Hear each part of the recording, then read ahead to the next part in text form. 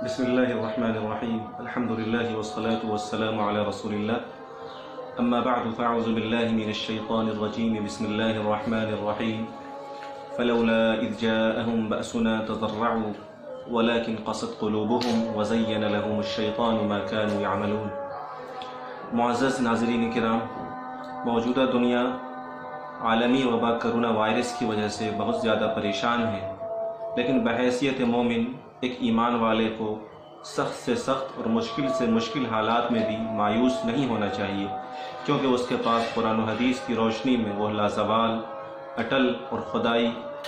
قانون موجود ہے، جس کے اندر ہر مشکل مسئلے کا حل موجود ہے۔ قرآن مجید میں اللہ تبارک و تعالیٰ کا ارشاد ہے، إن يمسسك الله بضر فلا كاشف له إلا هو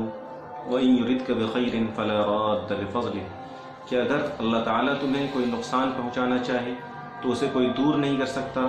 اور اگر اللہ تعالیٰ تمہیں کوئی خیر دینا چاہے تو وہ خیر تم سے کوئی چھین نہیں سکتا۔ تو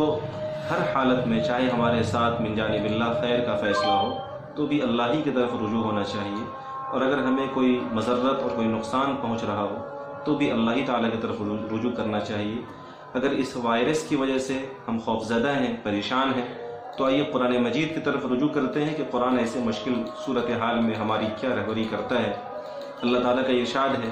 فَلَوْلَا إِذْ جَاءَهُمْ بَأْسُنَا تَضَرَّعُوا وَلَكِنْ قَسَتْ قُلُوبُهُمْ وَزَيَّنَ لَهُمُ الشَّيْطَانُ مَا كَانُوا يَعْمَلُونَ، کہ جب ہماری پکڑ اور جب ہمارا عذاب، جب ہماری طرف سے کوئی فتنہ اور آزمائش لوگوں کے پاس آئی تو انہوں نے ہماری طرف رجوع کیوں نہیں کیا، اور انہوں نے ہمارے بارگاہ میں گریہ وزاری کیوں نہیں کیا۔ لوگوں کے دل سخت ہو گئے ان کے اعمال کی وجہ سے، اور شیطان نے ان کی بدعملیوں کو ان کے لیے مزین کر دیا۔ تو حالات جب آئیں انسانوں کے اوپر، اور جب انسان مشکل حالات سے دوچار ہو، تو قرآن مجید کا پیغام یہ ہے کہ ایسی صورتحال میں بندے کو اللہ تعالیٰ کی طرف رجوع کرنا چاہیے۔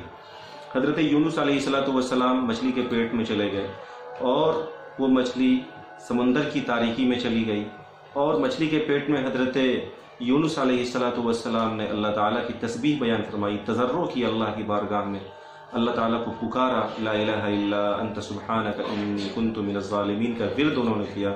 تو قرآن مجید کہتا ہے کہ ہم نے ان کو نجات دے دی، اور اللہ تعالیٰ کا یہ ارشاد ہے، فلولا انہ کان من المسبحین للبث فی بطنہ الی یوم یبعثون، کہ اگر وہ اللہ تعالیٰ کی تسبیح نہیں بیان کرتے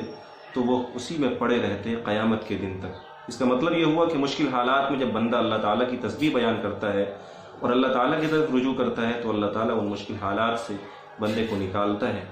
تو یہ عالمی وبا اس حیثیت سے کہ پوری دنیا میں پھیل چکی ہے اور سارے لوگ پریشان ہیں،